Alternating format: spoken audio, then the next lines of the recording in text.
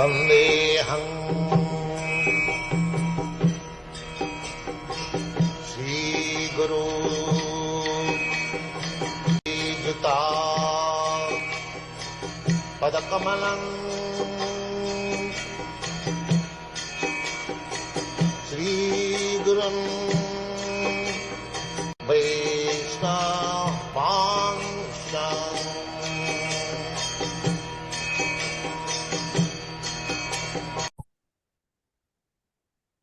Hare Krishna, dear devotees. Welcome back to yet another episode of Pariprashna. So today's episode is episode number 33. So we have been discussing Canto 2 of Srimad Bhagavatam. So we have already discussed the first 3 chapters wherein Sukadeva Goswami emphasized on Bhakti, and he has stressed on the importance of remembering, chanting and hearing the glories of Krishna by way of answering Maharaj Parikshit's question as to what is the duty for a person who is about to die. And now Parikshit Maharaj is going to ask in chapter 4 a fresh set of questions which will prompt Sukadeva Goswami to dive into the topics of creation, how Krishna is the ultimate source, he is the cause of all causes, and many such profound things. So let us explore these chapters, and I'm hoping that today we'll try and cover 2 chapters, that is chapter 4, the process of creation, and chapter number 5, the cause of all causes. And as always, let us continue our conversation with His Holiness Bhakti Padma Saurav Pracharak Swami Maharaj. So Hare Krishna Maharaj, please accept my humble obeisances. All glories to Srila Prabhupada. Hare Krishna. So Maharaj, in our very first segment of Pariprashna, which is called Vihangavalokana, the bird's overview. So I just wanted to start off asking, what is the significance of chapters 4, 5, 6 and 7, the Brahma Narada Samvada, in the context of Canto 2 and also in the broader context of entire Srimad Bhagavatam? So, Bhagavatam means the knowledge given by the Supreme Lord. So, in the second canto, 9th chapter, there is Krishna Brahma Samvad. Krishna gave the 4 seed verses, which is known as Chatushloki Bhagavatam. So, and those 4 verses were expanded by Brahma to Narada in these 3 chapters, 5th, 6th and 7th, 3 chapters. And then Narada gives the same knowledge to Vyasa in the Narada Vyasa Samvad in the first canto, 5th and 6th chapter. Okay. So, when we see Narada Vyasa Samvad, there Vyasa had written Bhagavatam before, but still he was not happy. He had written the 4 Vedas or put the Vedic Vedas into written format. And he had also written the Mahabharata, the 18 Puranas. In that, Bhagavatam is also included. Of course, Vishnu Purana, he took it from his father. And he also had written the Brahma Sutras, Vedanta Sutras, but still he was not satisfied. So when Narada gave the knowledge, what he received from Brahma, and Brahma gave the knowledge to Narada, what he received from Krishna, that was given to Vyasa by Narada. Then what Vyasa did, he took that Bhagavatam which was written before and he edited it, Kritvanu Then he was satisfied. So these conversations have the seed of giving something which is hidden in the Vedas, which is even unknown to the Vedas, which is secret to the Vedas. Okay. So that is being nicely described here. Of course, at the same time, we need to know it is the Guru Parampara which is flowing. Guru Parampara, Bhagavan, Krishna to Brahma, Brahma to Narada, Narada to Vyasa. So this shows that knowledge has to be received from the Guru Parampara. Okay. So that is a speciality. That means the entire Bhagavatam has been given by Krishna to Brahma in the seed format in the 4 verses. Okay. The seed became a seedling with Brahma to Narada. And when Narada gave to Vyasa, then it started really showing the nature of the seed, which is sweet. Earlier, the Vedic literatures were all talking the glory of the Lord. But the sweetness of the Lord is hidden in these conversations. So externally, it seems to be the majesty of the Lord. So the sweetness which the Lord wanted to reveal to the entire world is being given through a hidden format in these conversations.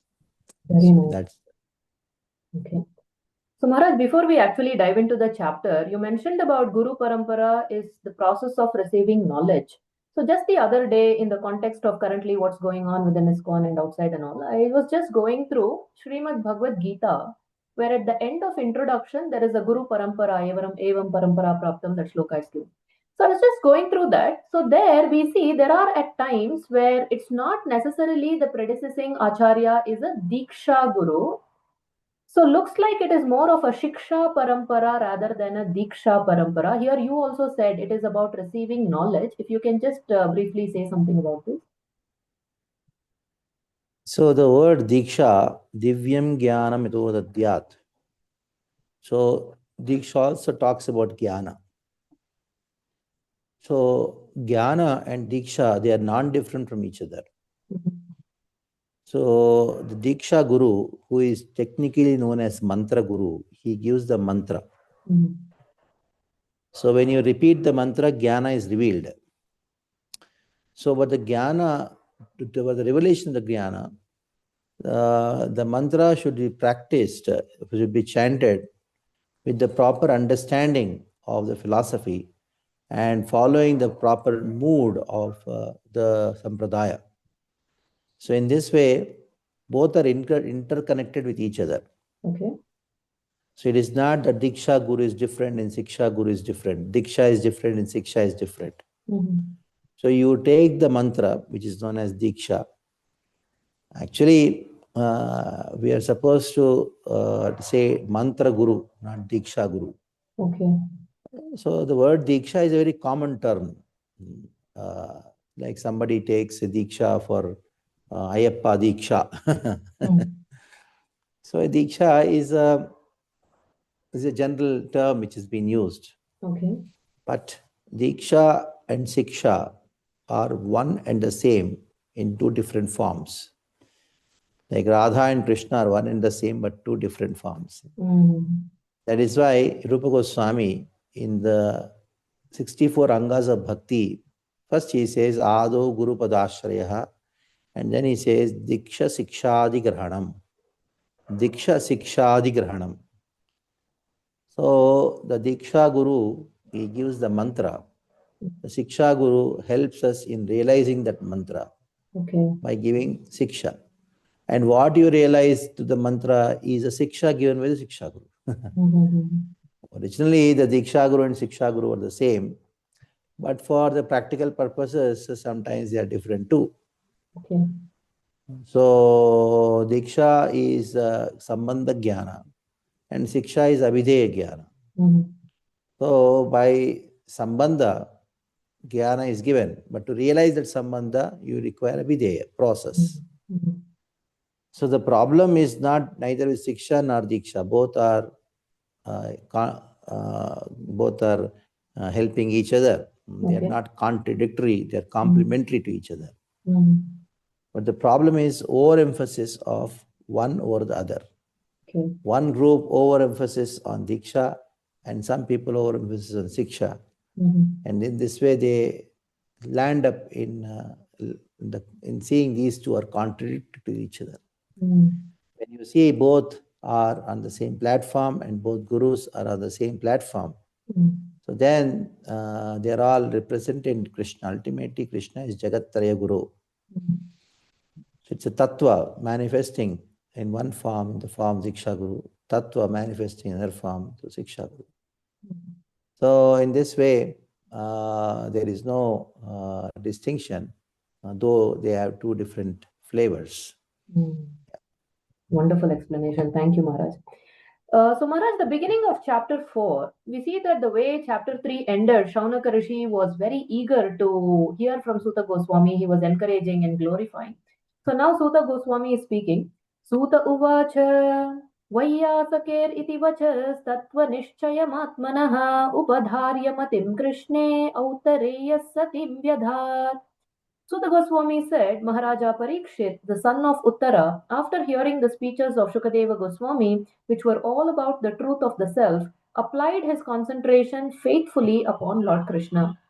So Maharaj, in the purport, right in the beginning, Prabhupada is emphasizing on the word Satim. So here it is said, Maharaj Parikshit applied his concentration faithfully upon Lord Krishna. So in Ashtanga Yoga, previously we saw for the neophyte, concentration is upon Virat Rupa. For the advanced devotee, the concentration is upon Paramatma. So for a devotee like Maharaj Parikshit, when it is said he concentrated on Krishna, what did he focus his mind on? So our verse itself says, Upadhare Matim Krishne. He concentrated his mind on Krishna. Mhm. So he concentrated on his mind on Krishna right from the birth. Time Krishna entered her womb, Uttara's womb, to save him. He remembered Krishna.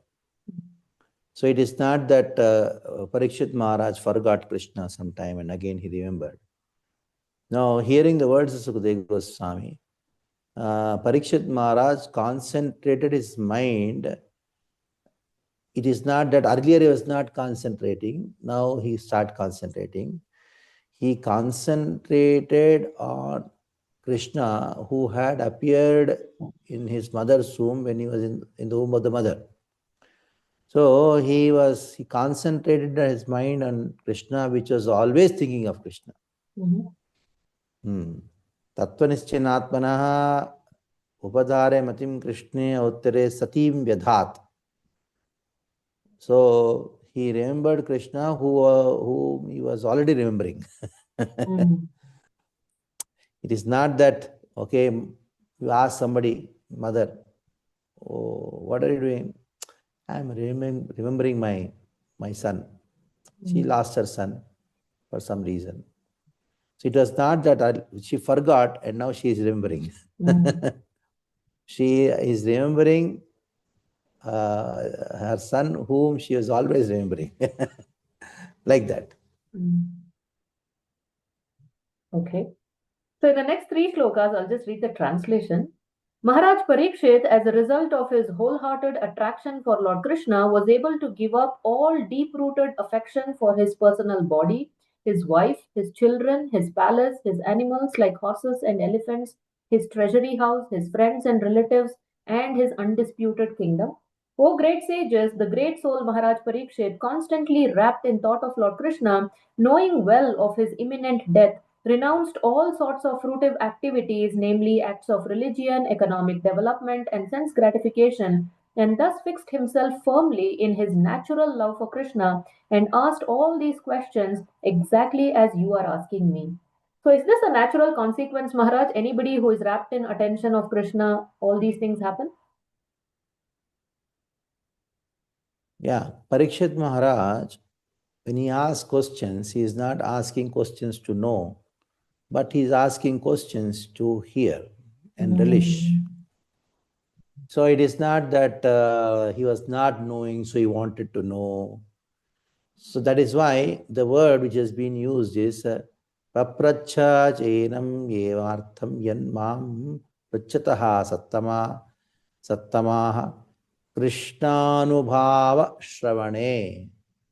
So Parikshit Maharaj had lot of faith that is by hearing again and again about Krishna, I will become happy, I'll be drowned in bliss.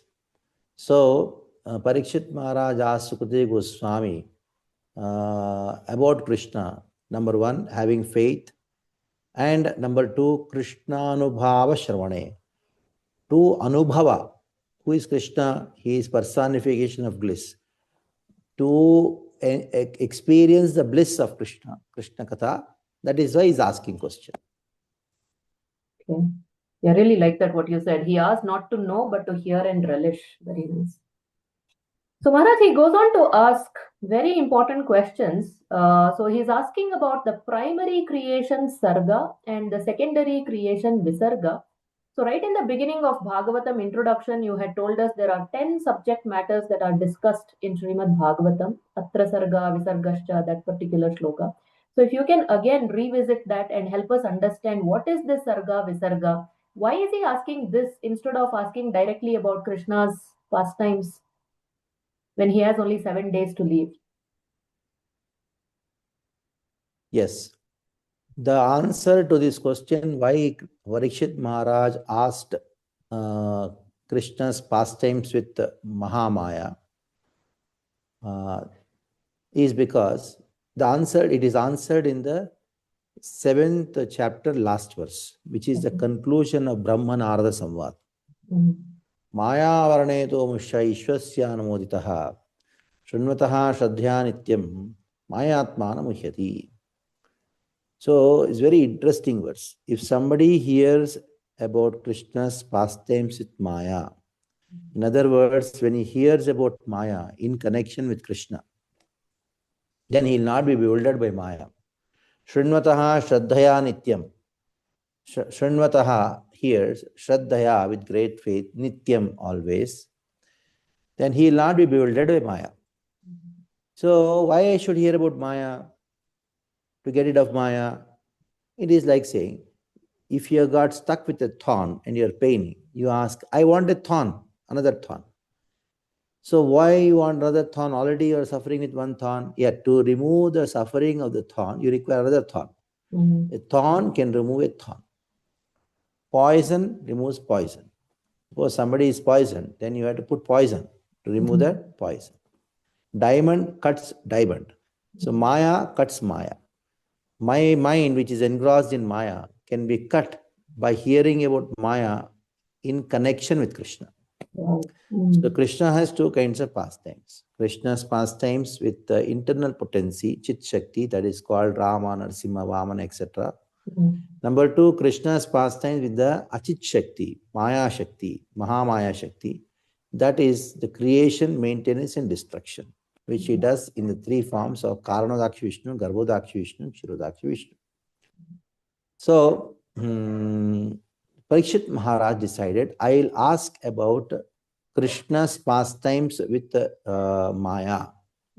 And then I'll ask about pastimes of Krishna lifting Govardhan, etc., etc. He says, I want to hear it again because he knew very well that I want to know about how Krishna creates this world. By hearing that, then people will be completely amazed, will be astonished by hearing Krishna's pastimes with Maya, creation, maintenance, and destruction. In that astonishment, they can relish Krishna's internal potency, pastimes with internal potency. When it comes to Rama, Narasimha, Krishna, his own pastimes of Rasa Leela, lifting Govardhan, bewildering Yashoda. So you need to be bewildered by Krishna. Of course, we are bewildered by Maya. But if you're bewildered by Krishna, who is controlling Maya, then you will be entering into the bewilderment of Krishna pastimes with Yoga Maya, that is Chit Shakti. That's the reason. Okay. So I think you kind of touched upon it, but I want to again ask, how do these questions related to creation and the subject matter being discussed in Bhagavatam, it's not just cosmology but theology, but it's actually bhakti to hear about Krishna's creation? Yeah, like you asked about Sarga Visarga. I forgot to answer that thing. Sarga Visarga Sthanam Poshanote Manvantri Shanukata Nirodho Muktirashraya. So there are only two ways of understanding Krishna, that is through his energies. One is the material energy of the Lord, other is the living entity of the Lord. The living entity is also energy of Krishna, that is the Tatastha Shakti. So the 10 subject matters of Bhagavatam, which is actually the first 9 plus 1, They are all talking about Krishna's dealings with the Mahamaya potency, Sarga, Visarga, Sthana, etc. So now when you hear about these Krishna, how he creates, then there is an understanding of Krishna's potency. Krishna, how great is he? So especially when it comes to Sarga and Visarga, Sarga means creation of elements, elemental level creation. Visarga means how Brahmano Gunaveshamyad, that's all going to come in the 10th chapter of this canto. Okay. Brahmano Gunaveshamyad, Visarga Spritaha. How Brahma creates using the elements created by Krishna, that is called Visarga. Sarga means how Krishna creates his elements, different elements, that is called Sarga. So this is how we understand this particular chapter. Okay. So right after Maharaj Parikshit asked these questions, Sukadeva Goswami, it's extremely interesting that instead of straight away answering his questions, given that he's such a liberated soul, what he does is really fascinating. He takes about 13 to 14 verses for praying to Krishna and glorifying Krishna. So what can we learn from this aspect, what Sukadeva Goswami is displaying? Without Mangalacharan, there cannot be any activity. Okay. So Sukadeva Goswami is going to answer Parikshit Maharaj's questions. That means he's starting the pravachan. So we start the pravachan always with Mangalacharan. Mangalacharan is done for purpose of invoking auspiciousness, so that there will be Vigna Nash. Number two, Mangalachar is done for the purpose of Namaskara, Ashirvada, Vastu Nirdesha. These are three subject matters of Mangalacharan. Namaskara means paying obeisances, surrendering, getting blessings, and in that Mangalacharan, you talk about the subject matter you are going to talk about, which you are going to do. So now, then the third aspect is you pray to Guru, Krishna and Vaishnavas for Vignanash. So this is how Mangalacharan is there. Without Mangalacharan, there can be no auspiciousness. So to bring auspiciousness and to remove all the obstacles, because anything you do in this world, especially auspicious activity, then there will be a lot of vignas. It is said in the scriptures that for anything Shreya, for that, Shreyamsi Bahuvignani. Shreyamsi Bahuvignani means lot of obstacles come. Shreyamsi Bahuvignani Bhavantaha Vahatamapi. Even great personalities, even though they do something auspicious, lot of obstacles come, On the other hand, if it is Ashreyamsi, then a lot of inauspicious people come and give Sahakaranti, means they help. So Mangalacharan is very much required for that particular purpose. So that is why 13 verses, starting from 12th to 25th verse of the 4th chapter, 2nd canto, there's a lot of Mangalacharan verses. Okay.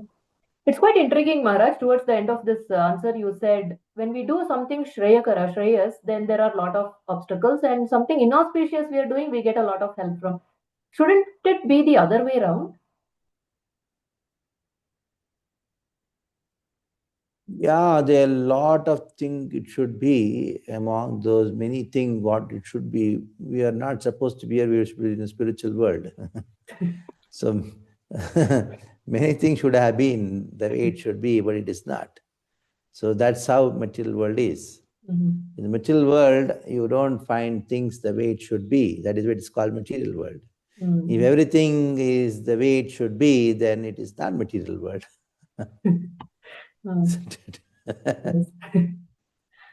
And of course, by this, Krishna shows that you have to surrender. So all the reverses in this world is just meant to make us understand you are not the controller, you are not the enjoyer. So in this way, all these things help us in becoming Krishna conscious. Okay. Nice. So the last shloka of this chapter 4, spoken by Sukadeva Goswami, एतद् एवात्मभूराजन् नारदाय विपृच्छते वेदगर्भोऽभ्यदात् साक्षात् यद् आह हरिरात्मनः. My dear king, Brahma, the firstborn, on being questioned by Narada, exactly apprised him on this subject as it was directly spoken by the Lord to his own son, who was impregnated with Vedic knowledge from his very birth.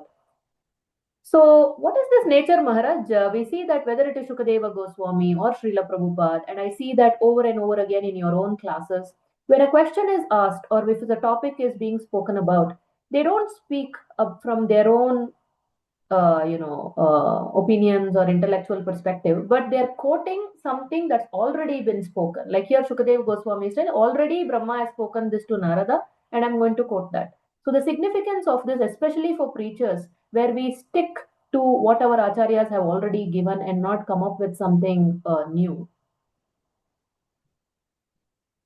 A few years back, when somebody asked the same question, they asked me, why don't you speak something original? Why you are quoting from here and there?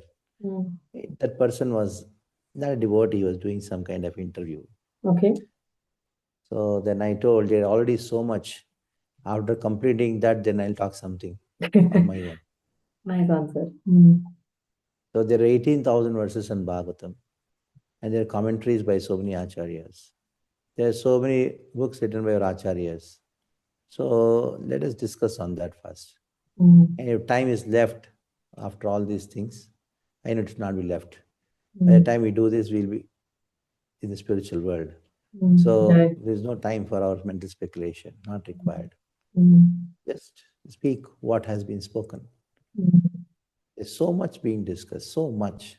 We don't have to do any speculation. Just read what has been written and then explain it, that's all. Yathaditam yathamatihi. That is how the first canto, third chapter ends. Yathaditam yathamatihi. Maybe you can read that verse also. Okay. So there Srila Prabhupada says, Sutta Goswami answered the questions by says of Naimisharanya. Then he says, whatever I could, Yathaditam, as much as I've read, as much as my mind could take, that much I've explained. So they have written, Acharya has written so much that completely we can never do. Only a little bit, whatever our consciousness can take up. That's so there is no space for mental speculation. Just repeat. So yataditam yatamatihi. That doesn't mean that you have no realization. You're just like a parrot. But you're a realized parrot. That's the thing. That verse is very important to be understood whenever there is a question answer session. Yataditam yatamatihi. So this goes to show that anybody who speaks on such subject matters, we should already be well versed and well read. If we know, only then we can speak. Otherwise, we will have to resort to mental speculation. Just go on reading, go on reading, go on reading. Immense literature, immense literature. Srila Prabhupada's commentaries, the Acharya's commentaries. Just imagine you have a big book, so many stotras, unlimited are there. Where is the time? Where is the time to have your own mental speculation? Yes, absolutely, Maharaj. So, Maharaj, now moving on to the next chapter, that is fifth chapter, the cause of all causes. So, Narad Muni starts off by asking 6 questions. I'll just, mention the technical terms here. So, he's asking about Yad Rupam, symptoms of manifest world. Yad Adhishthanam, what is its shelter? Yata Srishtam, how is it created? Yat Samstham, how is it conserved? Yat Param, what it depends on? Yat Cha, what is it composed of? So many technical terms. How do we even wrap our head around this?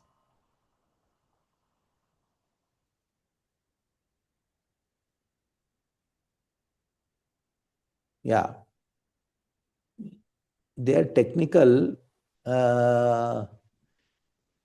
Like for example, somebody is not done his engineering, Oh. and he is sitting in an engineering class. So it's too technical. But if he's an engineering student, it's not technical. Mm. It is, he understands, he relishes that. Mhm. So if you relish, nothing is technical, everything is wonderful. Okay. So now though we use the word technical, Mm. but this is systematic, this is how it is. Okay. So Parikshit Maharaj, he is using these terminologies. Yad Rupam, Idam Vishwam, this world, he wanted to know the Rupam, characteristics, Adhishthanam, shelter, and ultimately he wants to know Yat Sanstham, and where it is going to merge into, everything is going to merge into. And upon everything depends on whom? Yat Param and Yatcha. So these questions seems to be technical, but when you hear from Sukadeva Swami, Okay. then you'll find they are very much easy. Mhm. See, something is difficult, something is easy, is not dependent on the subject. If you don't like it, it is difficult. Okay. If you like it, it is easy. Yep. Even though it is difficult, it is easy because you love it. Okay. If you don't love, even simple things becomes very Difficult. complicated. Like a young boy who is studying in 4th or 5th standard doesn't like mathematics. He says very complicated. Mm. But the same boy another boy who likes mathematics, he says, oh, very easy. Mm. It's not that it is easy, it is because he's relishing it. Mm. So if you relish Krishna, any subject regarding Krishna is relishable. The Bhagavatam is full of Krishna. So it is like a sweet, which is having different shape. So for example, there is one sweet which is in a star shape or some shape. Or sometimes in our childhood, we used to get the sweets, which is having different shape of different animals. Or sometimes it is a elephant. You eat from the mouth or you feed from the tail, it is sweet only. Mm. So everywhere it is sweet. Bhagavatam is rasamalayam.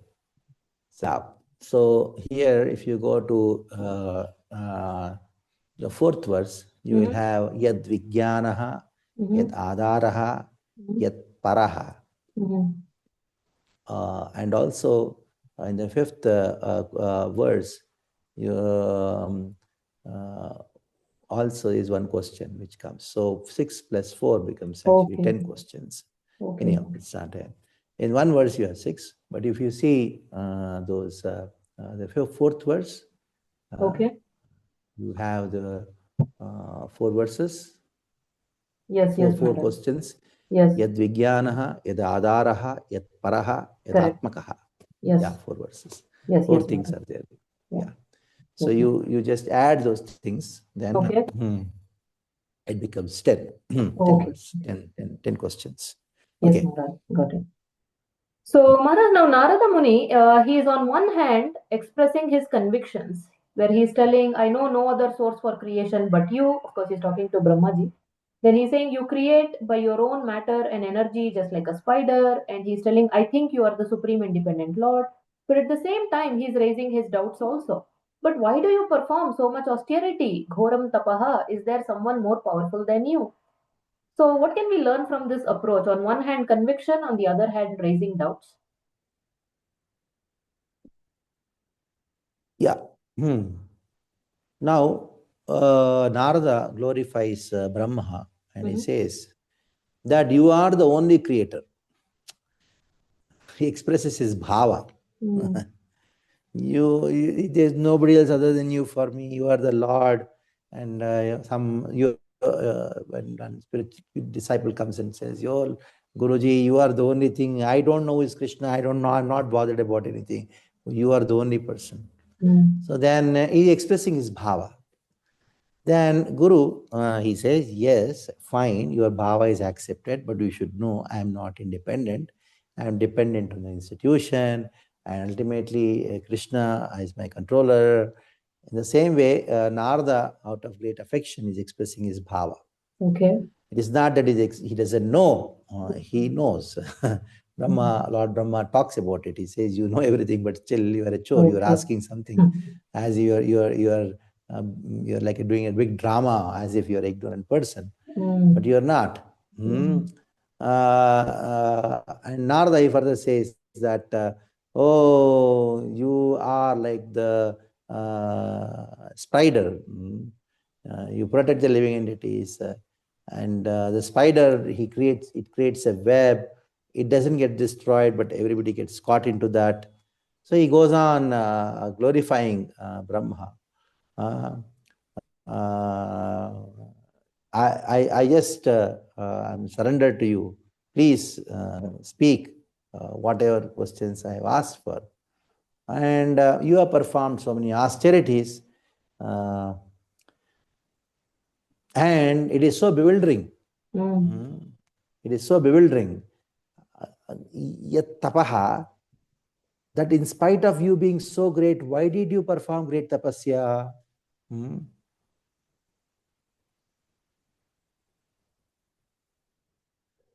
By doing tapasya, you are actually proving to us there is somebody superior to you. So Narada knows who is that superior person. But still, to remove the doubt from others, he is asking this question. Why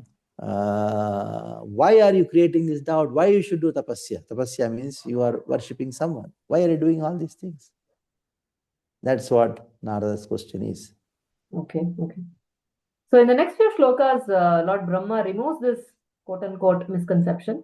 Lord Brahma said, my dear boy Narada, being merciful to all, including me, you have asked all these questions because I have been inspired to see into the prowess of the Almighty Personality of Godhead. And continuing further, whatever you have spoken about me is not false, because unless and until one is aware of the personality of Godhead, who is the ultimate truth beyond me, one is sure to be illusioned by observing my powerful activities.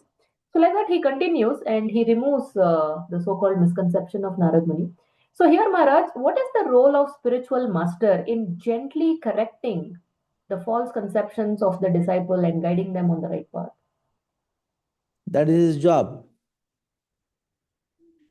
And here, Brahma, he uses a very interesting word. He says, Karunikasyeedam vatsate vichikshitam. You are merciful unto me, O my son. So, father is supposed to be merciful unto son, or son is supposed to be merciful unto the father? Father. So here Brahma, he addresses Narada as Vatsa, son, and he says, you are merciful unto me.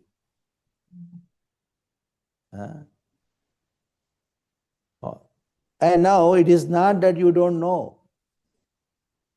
In you questioning me, though you have knowledge, you are questioning me. Why? Because of being compassionate unto me. Karunika. You are compassionate unto your father. I love you, you are having compassion for me. You are my son. And this is because of Brahma's extreme happiness. Hearing Narada's question. See, Bhagavatam is Rasamalayam. Narada asking question is not to know, and Brahma answering is not to give knowledge to Narada. It is nothing but bodhayantaha parasparam katayantascha mam nityam tushyanti cha ramanti cha.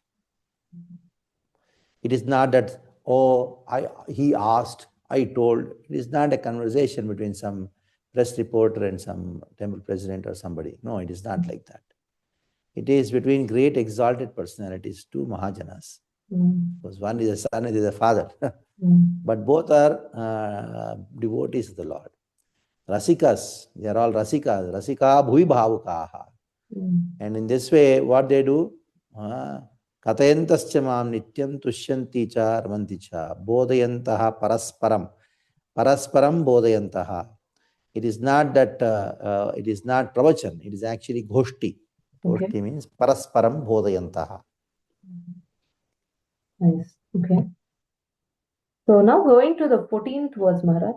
द्रव्यं कर्म च कालश्च स्वभावो जीव एव च वासुदेवात् परो ब्रह्मन् न चान्योऽर्थोऽस्ति तत्त्वतः.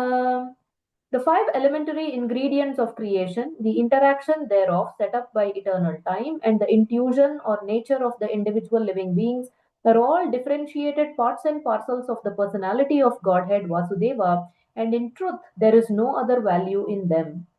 So, which question is being answered here, Maharaj? Is it Yat Rupam? Yeah, before I get into that, there is one 13th verse I would like to talk about Okay. it. Yes.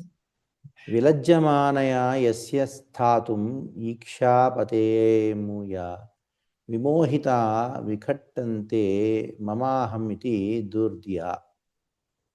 So the ignorant living entities, they are bewildered by Maya. And where is that Maya? She is behind, standing behind Krishna, being ashamed of Krishna. That is why the word Vilajyamanaya is being used. Vilajyamanaya means being ashamed. Okay. Yasya sthatum ikshate pate amuya. So Vilajyamana means being ashamed of Krishna. This Krishna and Maya is behind. Because why is she not coming in front of Krishna? She's very ashamed because it is she who actually gives forgetfulness of Krishna to the living entities. And because of the forgetfulness, they get these two concepts, I and mine, aham mama. And because of this aham mama, everybody is completely engrossed in ignorance and suffering. So that shows that Maya has no influence over Krishna. Maya is standing behind Krishna. So coming back to your question, 14th verse talks about which question by Parikshit, by Narada. So Brahma answers this question. That is Yad Rupam, that is the first question asked.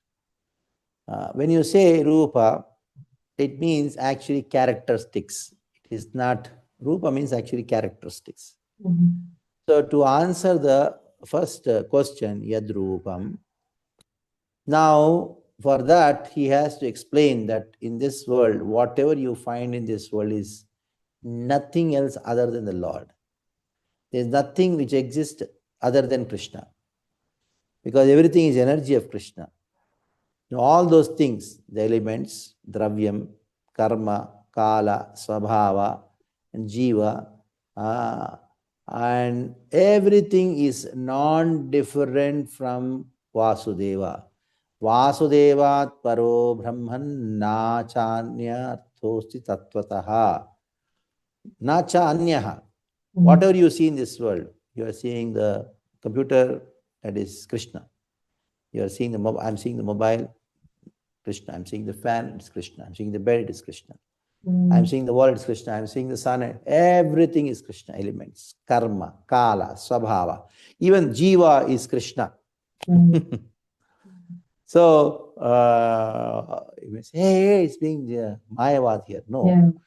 It shows that how these are all Sarvam Kalvidam Brahman. They are all energies of Krishna.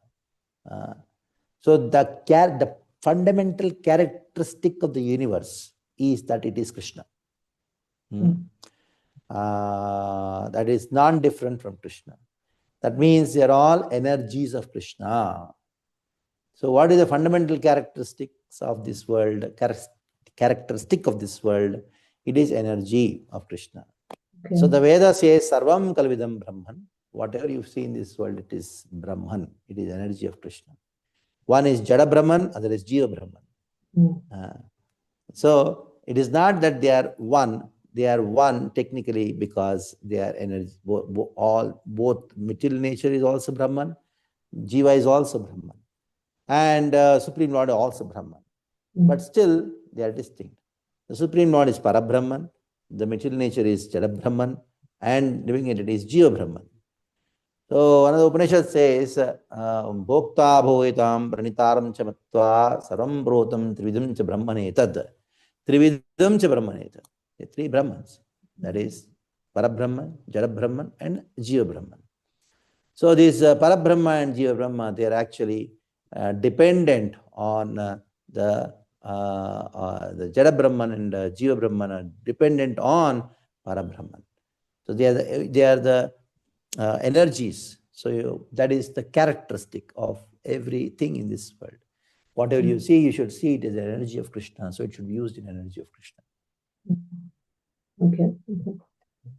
So, Maharaj, moving forward, the next two answers for Yad Adhishthanam and Yat Param. I'll quote 15th and 16th verses and then I'll hand it over to you.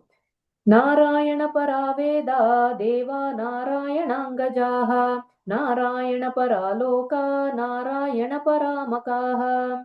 The Vedic literatures are made by and are meant for the Supreme Lord. The demigods are also meant for serving the Lord as parts of his body. The different planets are also meant for the sake of the Lord, and different sacrifices are performed just to please him. Then 16th verse. Narayana paro yogo, Narayana param tapaha, Narayana param jnanam, Narayana paragatihi. All different types of meditation or mysticism are means for realizing Narayana. All austerities are aimed at achieving Narayana. Culture of transcendental knowledge is for getting a glimpse of Narayana, and ultimately, salvation is entering the kingdom of Narayana. So can you please help us understand these two, Maharaj? So now, what is the meaning of Adhishthanam? That means where everything in this world is existing on. How is it saying? For example, if you are sitting on a chair. The chair becomes Adhisthana. That is called Adhisthana. Now, Yat Param, what is it dependent on? So both are actually in one sense similar, not the same. Now that is answered. Who is that person who is Paraha, on whom everything is dependent on? That is Narayana. Dependency. What is the shelter of the universe and the dependence of the universe? And that is only one person, that is Narayana. Narayana Paraveda Deva Narayana Gajaha Narayana Paraloka Narayana Paramaka. So all the Vedas are dependent on Narayana. Devatas are born from the limbs of Narayana. The planets and sacrifices are dependent on Narayana. So now after talking, this world is non-different from Narayana. Though it is non-different from Narayana, this world is dependent on Narayana. So that's how, though there is non-difference, at the same time there is difference, there is distinction. What to speak of any other thing? Whatever you find in this world, yoga, Narayana paro yogo, Narayana parantapaha, Narayana param jnanam, Narayana para gatihi. Ultimately, Narayana is Gati. So everybody in this world, for the material things, they are dependent on the Lord. For the spiritual things also, they are dependent on the Lord. So these two things are, though we find that I am building a house, I have done this thing, I have done this thing. But you could only do these things because of the mercy of Narayana, of Krishna. So that answers two questions. Okay. So moving on to the next section, Shloka 17 to 20. So Brahmaji is explaining the distinction between Jiva Tattva and Vishnu Tattva, the difference between himself and the Lord. So why is it essential, Maharaj, to clearly understand this distinction between the two? Because the Upanishads, they address the Jiva also as Brahman and the Supreme Lord also as Brahman. And there are certain Vakyas in the Upanishads which are called as Mahavakyas, but they are actually not the Mahavakyas. They are Tattvamasi, Sarvam Kalidam Brahman, and Aham Brahmasmi, like that. There are many statements in the Upanishads which indicate that Jiva is Brahman and Brahman is Jiva. Okay. They are non-different from each other. So, at the same time, the Upanishads also talk about the distinction between the Supreme Lord, the living entity, Nityo Nityanam, Chetanas Chetananam, Eko Bhavanam, Yovidhati Kaman. There's one eternal among many eternals. And there's one Nityo Nityanam, one conscious person among many conscious people. So it shows there's a distinction. Now you have to harmonize that thing, how they are one at the same time, they're distinct from each other. So though they are one, but the fundamental philosophies, they are distinct. Dvaita is a fundamental philosophy. They are distinct from each other. That is why Jiveshwaravada has to be khandana. There should be destruction or refuted. Jiveshwara, Jiva is Ishvara, that is to be refuted. Now, for that, Brahma, who is the Acharya for the Dvaita Siddhanta, he comes under the Brahma Madhva Gaudiya Sampradaya. So Brahma Sampradaya, the Acharya is Madhvacharya, and he propounded Dvaita philosophy.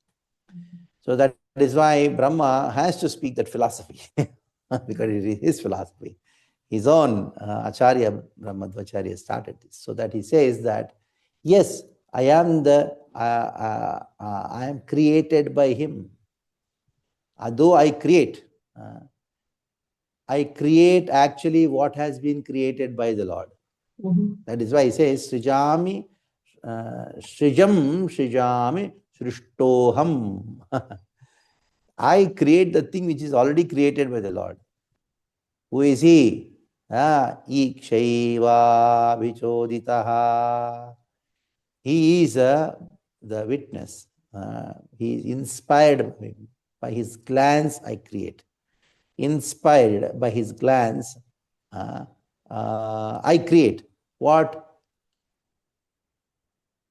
Sishtoham Srijam Srijami. What is already created, I create. And get the name I have created. How? Because of Iksha, because of the Drishti of the Lord. So actually, what to speak of other things? I am created by him. Tasya vidrishto rishasya kutastaya kilatmanaha. So akilatmanaha, he is there as the soul of every living entity. He is a witness. And I am created by him. And I create something which has been created. And that too I do only by his inspiration. And an inspiration comes by his glance. Yeah. Okay.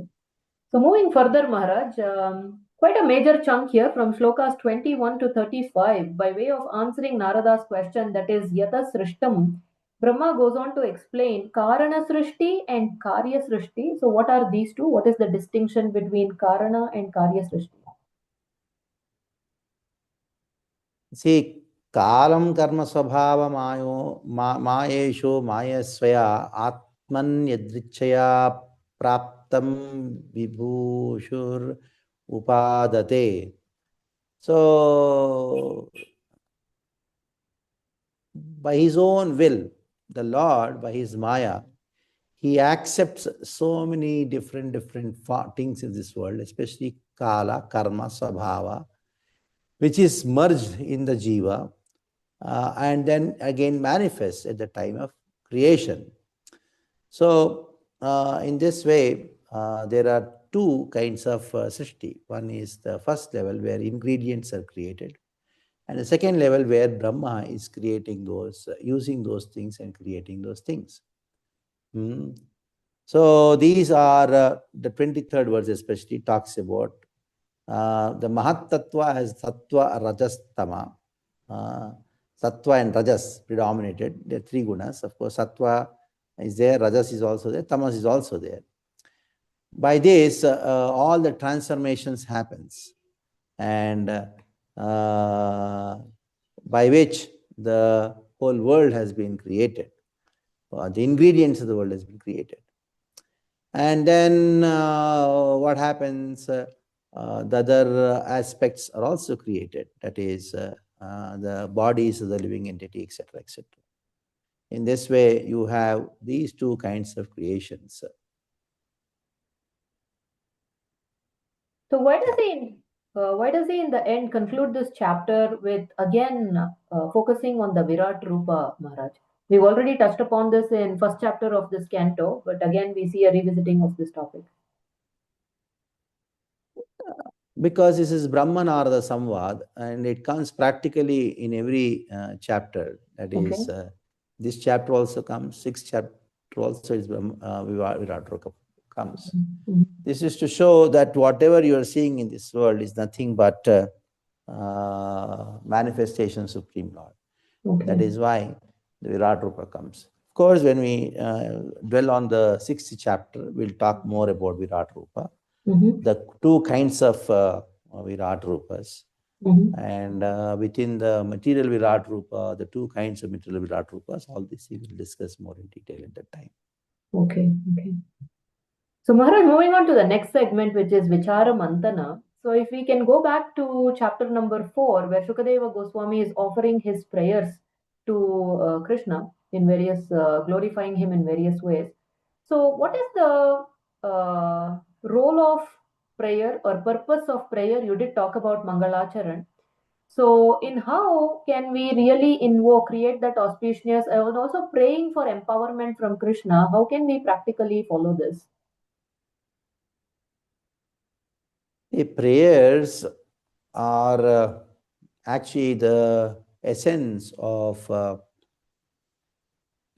Bhagavatam, because every prasanga ends with a prayer. Every prasanga ends with a prayer. That means whatever is there in the prasanga, that is there in the prayer. Especially devotion, bhakti in the heart of the devotee is kept hidden in those prayers. So if you want to imbibe the devotion which Prahalad had in his heart, you want to transfer that devotion which Prahalad had in his heart, in your heart, you want to download it, you have to chant those prayers again and again. The speciality of these prayers is that these prayers, there's no consideration of any offense in that. In chanting of the mantras, there's a consideration of offense. Okay. The devotees, they have hidden their kripa and their bhakti, their emotions for Krishna in those prayers. So because of the kripa, there's no chance of any offense. And because they have hidden their bhakti in the prayers, you can connect to their heart and download what devotion, what Prahlad had, or Dhruva had, or the gopis have into your heart by reciting these prayers. So that is the speciality of these prayers. There are, of course, many kinds of prayers. Bhakti Rasamrita talks about it. One of the angas of bhakti is Vandanam. You just repeat what the previous acharyas have prayed. If you don't do that, then you will pray. That will be contaminated the modes of nature. That's not going to give pure devotion. So is prayer just an act of glorification, or is it a form of aligning ourselves, an alignment, a fine-tuning of our consciousness with the divine will? Yes, it is actually aligning ourselves. It is not just another thing. You are aligning. That's why I choose the word download. You cannot download if you don't align, if you don't connect. And that's the prayer. Okay. So Maharaj, based on these two chapters, whatever you have explained, what are some practical takeaways for our audience? There's nothing more practical than sitting and hearing Bhagavatam and speaking Bhagavatam. So first do that. Then when you do that, bhakti manifests in your heart. And that bhakti, yasyasti bhaktir bhagavatya kinchana sarver gune satta samasate sura. See, when you say practical, it is a very important question to be asked. People always want something practical, So that is because of so much of karmamimamsa, the poison of karmamimamsa being completely engrossed in their consciousness. The fundamental argument of the karmamimamsa philosophers is that Krishna is beautiful. There is a statement in the Bhagavatam. No, you have to do fasting on this particular day. Which is more important for them? You have to do fasting on this day. you have to stand upside down.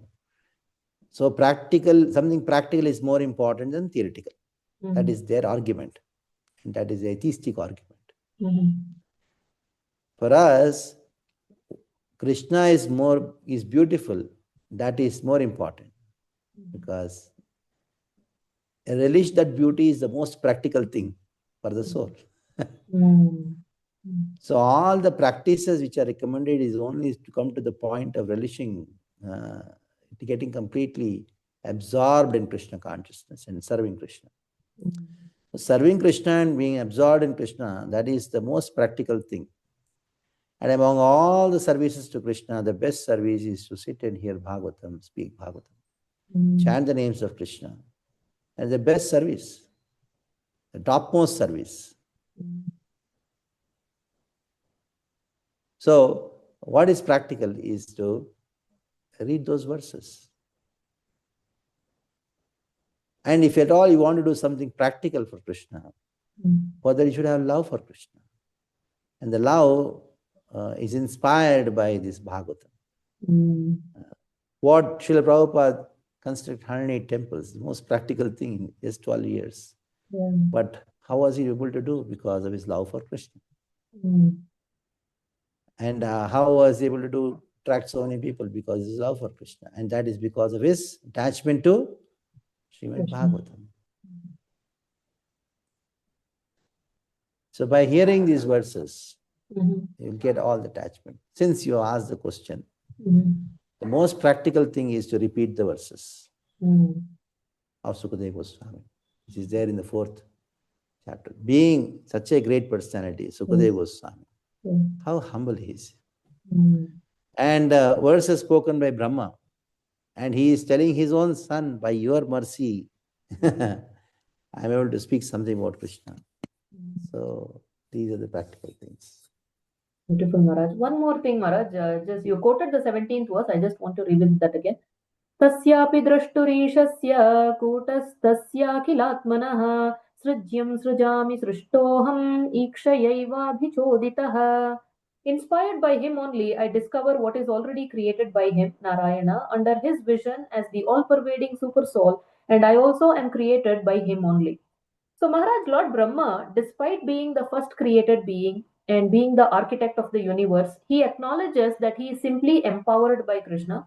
So how can we also cultivate a similar attitude of being an instrument rather than the doer? So Krishna also told Arjuna, Nimitta matram bhavasavya sachin. There are two ways of getting up to this consciousness. Okay. Other is by experience, other is by hearing. Okay. Because when you do something, not every time you become successful. That means what? You are not the doer, isn't it? Correct. So you can go on experimenting till you come to the realization. Other is just recite these words 100 times, 100 times every day. That realization will come. Okay. Beautiful, Maharaj. Very nice. Is there anything else you wanted to add, Maharaj? Bas, enough. Okay. So Maharaj, finally, the last segment as always is Brahmastra. So this theme is called This or That, and this has nothing to do with what we have discussed today. Really like odd questions. But however, I'll tell you right ahead that there will be some questions, I'm sure, in This or That where both are close to your heart. But I would request as much as possible, don't take the diplomatic approach and say both. Instead, be a sport. And if you can just pick one over the other, that will be nice. Although it may be a little difficult to do so. So this or that, you just have to pick one over the other. Temple construction or temple management? Construction. Okay. Tenali or Mysore? Yeah, Mysore. Okay. The next one, I'm so sorry for asking this, but I'm going to ask. ISKCON Meera Road or ISKCON Vapi? You're president of both. Yeah, Meera Road. Meera Road, okay. No offense to devotees from Vapi. Okay. North Indian Yatra or South Indian Yatra? Yeah, Yatra means to North India or South India. South India. Yes. South India, okay. Giving a class or hearing a class? I would like to hear, Okay. but unfortunately. You have to give. Okay, next. Mayapur or Vrindavan? Mayapur. Mayapur, okay. Telugu or Kannada? Mother tongue or father tongue? Telugu. Telugu. Okay. Sunday feast class or morning Bhagavatam class? Morning Bhagavatam class. Okay. To be chastised by your Guru Maharaj in private or to be praised by your Guru Maharaj in public? I only have experience of one thing. Oh, I don't have the experience of other thing. Chastised in private, is it? No, being Oh, praised. the other one. No. Chastised is very, very less. Okay, okay. Oh, nice, beautiful. Nice, nice. Okay. Summer or winter? Which one do you prefer? Summer. Summer, okay.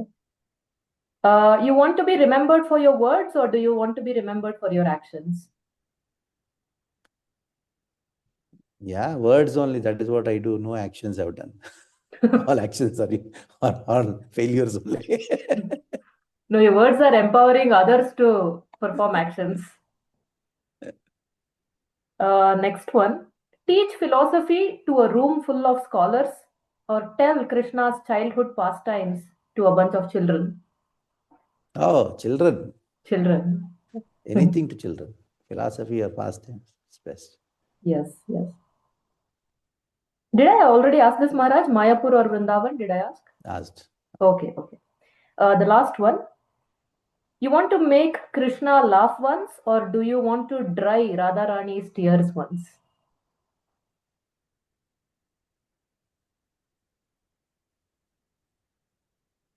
Yeah, it's too complicated for me. Hmm. Because Radha Dasya is our philosophy. Okay. So that's our goal. Sure. Thank you, Maharaj. As always, thank you so much for your clarity, insight, and depth. So really, really relished it. I definitely have to revisit it and hear again. And I also, like you said, want to chant the shlokas and read Prabhupada's purports repeatedly. So thank you, Maharaj. So Hare Krishna, dear devotees, there we go. So today we have discussed chapters 4 and 5, talking about the creation and how Krishna is the cause of all causes. But this conversation is going to continue. The next two chapters are also based on the same theme, same topic. So we'll definitely catch you in the next week's discussion where we will continue from chapter number 6. So until then, please take care. And as always, stay Krishna conscious and stay inquisitive. See you soon. Hare Krishna. Hare Krishna Maharaj.